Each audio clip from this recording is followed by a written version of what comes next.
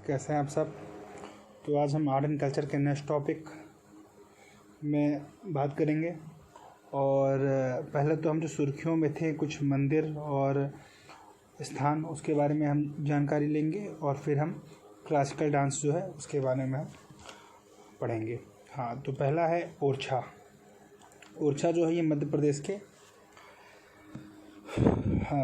प्रदेश में पड़ता है और ये चर्चे में इसलिए हो गया था क्योंकि यूनेस्को में इसको शामिल करने के लिए अनुरोध किया गया है कि इसको भी शामिल किया जाए। और ये इसलिए चर्चे में था कि भारत में एकमात्र ऐसी जगह है जहाँ लोग भगवान राम की पूजा जो है राजा के रूप में होती है और यहाँ श्री राम राजा मंदिर भी है। तो भारत में मात्र एक ऐसी जगह ओरछा है जहाँ पे भगवान राम की जो पूजा है राजा के रूप में की जाती है, कि वो आदर्श राजा थे और उस हिसाब से उनकी पूजा वहाँ पे होती है ओरछा में। तो ओरछा के बारे में कुछ जान लेंगे कि ओरछा के बारे में ऑप्शन दे दिया और पूछ लिया कि ओरछा किस नदी के तट पर है, तो बेतवा नदी के तट पर है। 16वीं सदी में बुंदेला राजवंश के शासक, बुंदेला राजवंश कौन से राजवंश, तो बुंदेला राजवंश के शासक राजा रुद्र प्रताप सिंह ने ओरछा का क्या स्थापना किया था। और यहाँ चतुर्भुज मंदिर, अन्य मंदिर जो पूछ सकते हैं कहाँ पे हैं, चतुर्भुज मंदिर, ओरछा किला राजमहल के लिए प्रसिद्ध है। और यहाँ सावन और भादव नामक दो ऊंची मीनार हैं। तो आपसे ऑप्शन में पूछ सकता है कि सावन और भादव क्या है, मौसम है कि मंदिर हैं कि ऊंची मीनारें हैं।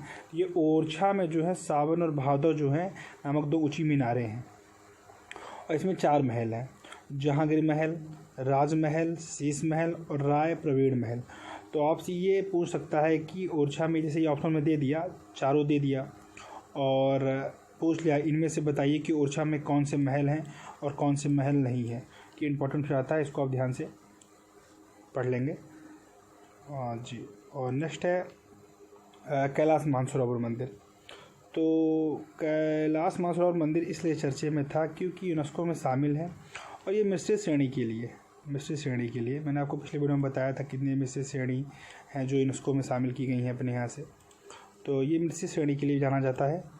और कैलाश मानसरोवर झील है वह पड़ती है, वहाँ से 4 प्रमुख नदियाँ निकलती हैं। तो आपसे पूछ लेगा कि कैलाश मानसरोवर झील है, वहाँ से नदी निकलती है, तो चारों नदी के नाम दे देंगे और आपसे पूछ लेगा कि कौन कौन सी नदी है मिलाइए और कौन सी नदी नहीं है। तो सिंधु, ब्रह्मपुत्र और सतलज आप ये जानते हैं, लेकिन कर्णाली आप ये नहीं जानते हैं, तो इसको आप याद करिए, कर्णाली ये आप याद कर लेंगे। सिंधु, ब्रह्मपुत्र, सतलज आपको अच्छे से पता है, कर्णाली आप नहीं जानते। तो ऑप्शन में दे देगा, 3 ऑप्शन दे देगा, एक गलत दे देगा। हो सकता है कि चारों ऑप्शन आपको दे दे मिलाने के लिए। तो सिंधु, ब्रह्मपुत्र, सतलज और कर्णाली तीनों हैं। तो जो, और इसकी सीमाएं कहाँ से लगती हैं, तो पूर्व में नेपाल के साथ लगती है। आपके पूर्व में लिख दिया भूटान तो गलत हो जाएगा, ऐसे ऑप्शन में बना के दे सकता है।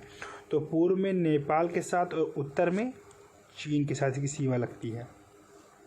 यहाँ कैलाश पर्वत, मानसरोवर झील भी है ये, और यहाँ पे लिपुलेख दर्रा पड़ता है। अब इसमें क्वेश्चन बन जाएगा कि इसमें कौन से दर्रे पड़ते हैं।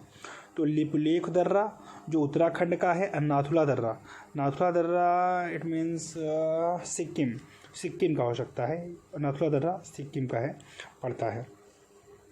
और महापाषाण संस्कृति ये भी चर्चे में था, न्यूज़ में था, इसलिए मैंने इसको डाल दिया। चर्चे में इसलिए था कि हाल ही में क्या किया गया है कि केरल में तमिलनाडु सीमा पर अवस्थित है। केरल के और तमिलनाडु सीमा में अवस्थित है ये।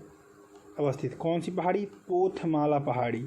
अब से क्वेश्चन बन सकता है पोथमाली पहाड़ी जो है कहाँ पर है, तो केरल और तमिलनाडु सीमा पर अवस्थित है। नवीन मेनहीर प्राप्त हुए हैं, मतलब जो पाषाण संस्कृति के कुछ अवशेष मिले हैं, जैसे डालमेन ताबूत। आपसे पूछूंगा डालमेन ताबूत क्या है, तो ये महापाषाण संस्कृति है, टॉपिकल महापाषाण संस्कृति, ये सब मिले हैं, इसलिए मैंने इसको डाल दिया था। तो ये जो चर्चा में थे करंट में, मैंने उसको बता दिया। अब हम अपनी बात करेंगे शास्त्रीय नृत्य शैली के बारे में। तो शास्त्रीय नृत्य शैली जो है हमारे भरत मुनि का नाट्य शास्त्र जो है, भरत मुनि, तो आपसे क्वेश्चन पूछेगा कि नाट्य शास्त्र किसके द्वारा लिखी गई है, तो भरत मुनि के द्वारा नाट्य शास्त्र लिखी गई है। और ये नाट्य शास्त्र जो है भारतीय क्लासिकल डांस के लिए एक महत्वपूर्ण पुस्तक है और वर्तमान में जो है हमारे यहाँ 8 शास्त्रीय नृत्य हैं।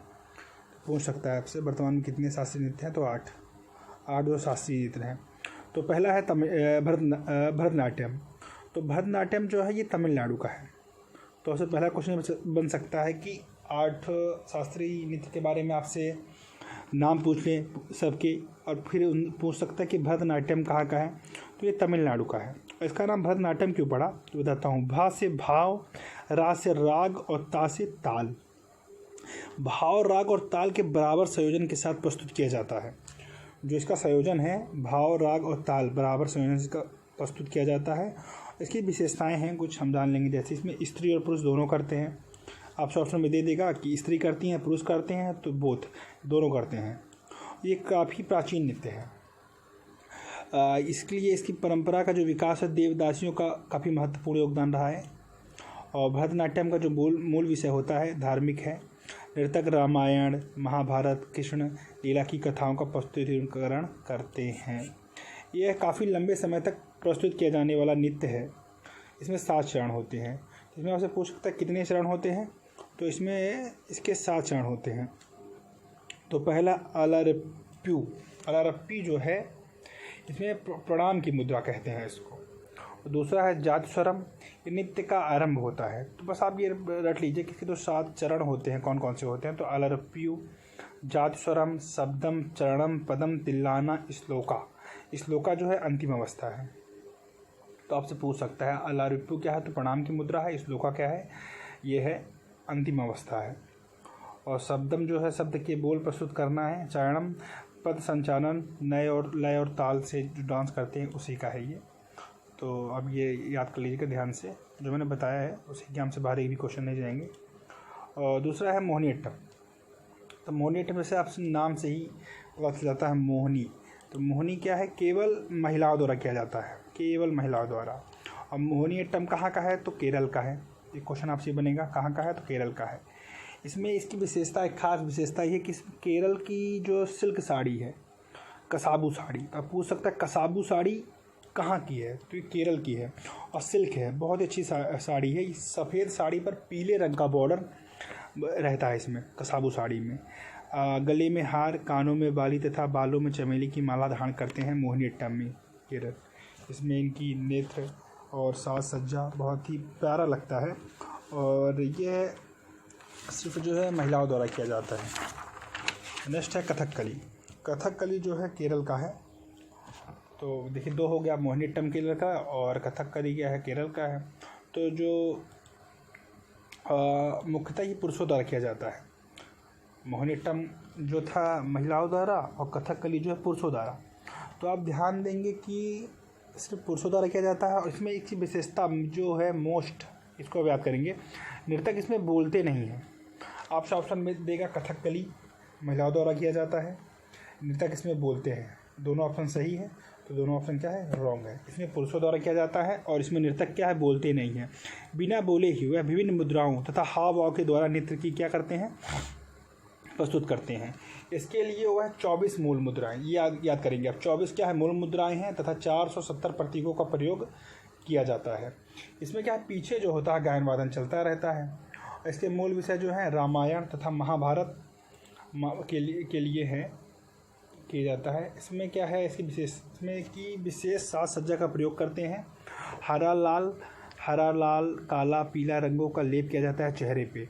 और क्या किया जाता है, सिर पे मुकुट धारण किया जाता है। मुकुट को सिर प्रवण कहते हैं। मुकुट को सिर प्रवण भी कहते हैं।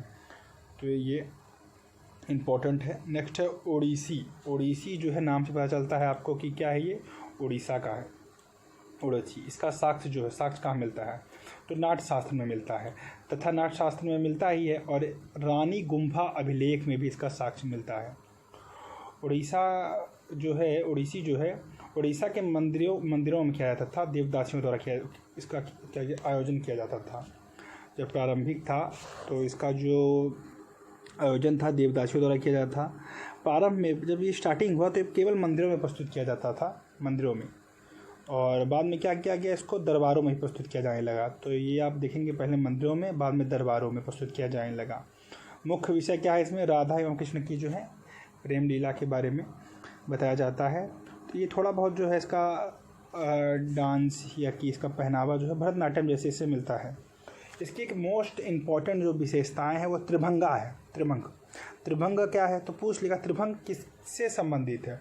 तो त्रिभंग जो है डांस से संबंधित है, वो भी उड़ीसा के ओडिसी डांस से संबंधित है। इसमें क्या है कि सिर पैर शरीर पैरों के लचीले ढंग से मोड़ते हुए नृत्य करते हैं। इसमें इसका नृत्य जो है स्त्री और पुरुष दोनों द्वारा प्रस्तुत किया जाता है। अब जैसे ये जो मैं बता रहा हूँ, अंडरलाइनिंग कर रहा हूँ, उसको ध्यान से आप ये वीडियो को बार बार देखिएगा और पॉज करके आप नोट्स बना सकते हैं। तो स्त्री और पुरुष दोनों द्वारा प्रस्तुत किया जाता है। नेक्स्ट है कथक जो उत्तर भारत विशेषता अपने उत्तर भारत में किया जाता है। और कथक यह कथाओं के माध्यम से प्रस्तुत किया जाने वाला उत्तर भारत का नृत्य है। उत्तर भारत में कथक का विकास जो है ये इम्पोर्टेंट इसलिए हो जाएगा क्योंकि इसका जो विकास है हिंदू और मुस्लिम दोनों परंपराओं से मेल होता है।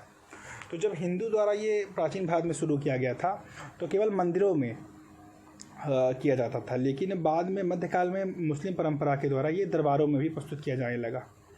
इसमें स्त्री और पुरुष दोनों प्रस्तुत करते हैं। नेक्स्ट है कुचिपुड़ी जो है आंध्र प्रदेश का है और इसको क्या कहते हैं, मटका नृत्य भी कहते हैं। मटका नृत्य इसलिए कहते हैं क्योंकि इसमें क्या किया जाता है, मटके में पानी भर के यह नर्तक होगा, मृतक नहीं, तो इसको आप सुधार लीजिएगा, नर्तक। तो पानी में मटका भर के क्या करते हैं, इसमें सर पे रख लेते हैं और पीतल की थाली में पैरों को जमा कर नृत्य करते हैं। और ऐसा नृत्य करते हैं कि पानी की एक बूंद भी नीचे ज़मीन पर नहीं गिरती है। तो ये आंध्र प्रदेश के छोटे से गांव कुचलापुरम में, कहाँ से, तो कुचलापुरम से माना जाता है। इसकी शुरुआत जो है इसके जो है सिद्धेश्वर योगी द्वारा विकसित किया गया था और स्त्री और पुरुष दोनों प्रस्तुत करते हैं। प्रारंभ में मंदिर में तथा बाद में दरबारों में प्रस्तुत किया जाने लगा। ये इसकी 2 शैलियाँ हैं, तो पूछ सकता है 2 शैलियाँ कौन कौन सी हैं, तो नटुआ मेला, नाट्य मेला। तो नटुआ मेला जो है पूछेगा आपसे ऑप्शन, नटुआ मेला क्या है, तो नटुआ मेला जो है शैली है वही कुचिपुड़ी की, आंध्र प्रदेश की। तो ये एकल नृत्य होगा, यहाँ पे गलत है, एकल नृत्य है। नटुआ मेला मतलब एकल नृत्य, देवदासियों द्वारा मंदिर में प्रस्तुत किया जाने वाला। और नाट्य मेला दरबार में किया जाने वाला नृत्य और समूह में किया जाने वाला नृत्य है। कुचिपुड़ी के तहत मटका नृत्य बहुत ही प्रसिद्ध है, जैसे मैंने आपको बताया हुआ है। और इसमें क्या है, इसका विषय की बात करेंगे तो कृष्ण एवं रुक्मणी का नाट्य भावना के साथ, इसमें कृष्ण और राधा नहीं रुक्मणी के साथ किया जाता है इनका। नेक्स्ट है मणिपुरी जो है मणिपुर का है और ये 15वीं सदी में जो है 15वीं सदी में इसको केवल वन देवता, मंदिर नहीं बोल रहा था मैं, 15वीं सदी में केवल वन देवता से संबंधित था। और 16वीं सदी में क्या किया गया, इसको वैष्णव एवं शैव, ध्यान देंगे हम, वैष्णव एवं शैव परंपरा के प्रभाव के तहत इस नृत्य में कृष्ण लीला के संबंधित विषयों पर पुरानी कथाओं का प्रदर्शन किया जाने लगा। तो स्त्री पुरुष दोनों करते हैं। एकल और समूह दोनों प्रकार का नृत्य है, एकल और समूह दोनों प्रकार का नृत्य है। और यह देंगे वैष्णव और शैव इसमें बोला गया है। और इसमें ऑप्शन में पूछ सकता है आपसे कि ये पहले किसके लिए समर्पित था, तो ये वन देवता के लिए समर्पित था। महिलाएं जो हैं वो नृत्य समूह में करती हैं और पुरुष एकल एवं समूह दोनों में नृत्य कर सकते हैं, इसलिए एकल एवं समूह दोनों प्रकार का नृत्य इसे कह दिया जाता है। नेक्स्ट है सतरिया जो है असम का है। तो 2007 में क्या किया गया, 2007 में संगीत नाट्य एकेडमी द्वारा क्या किया गया, इसको शास्त्रीय संगीत का डांस का दर्जा दिया गया। और प्रारंभिक रूप से ये वैष्णव मठों में प्रस्तुत किया जाता था। जो इसका है प्रारंभिक रूप से वैष्णव मठों में प्रस्तुत किया जाने वाला नृत्य था और वर्तमान में सार्वजनिक मंच में भी प्रस्तुत किया जाता है। महान वैष्णव संत आचार्य शंकर देव द्वारा ये नृत्य की जो है रचना की गई थी और स्त्री पुरुष दोनों प्रस्तुत करते हैं। पौराणिक कथाओं जैसे कृष्ण लीला का प्रस्तुतिकरण किया जाता है। तो लगभग सभी जो शास्त्रीय नृत्य हैं उसमें पौराणिक कथाओं का ही वर्णन किया जाता है। बस किसी में कृष्ण लीला से संबंधित हो गया तो किसी से रामायण महाभारत से संबंधित हो गया, तो लगभग सब पौराणिक कथाओं का ही। जो मैंने आपको इम्पोर्टेंट बताया था उसमें से था प्रारंभिक आप देख सकते हैं। फिर से मैं आपको याद दिलाना चाहूँगा, हाँ कथकली को आप ज़रूर पढ़ लीजिएगा और मोहिनी अट्टम को पढ़ लीजिएगा, क्योंकि इसमें विशेषताएँ, इसकी कुछ अलग विशेषताएँ हैं जी। Thank you, keep watching, video देखते रहिए और आप वीडियो को बार बार देखिए, तो देखते ही आपको सब वीडियो में याद हो जाएगा, अलग से नोट्स बनाने की ज़रूरत नहीं पड़ेगी जी। Thank you.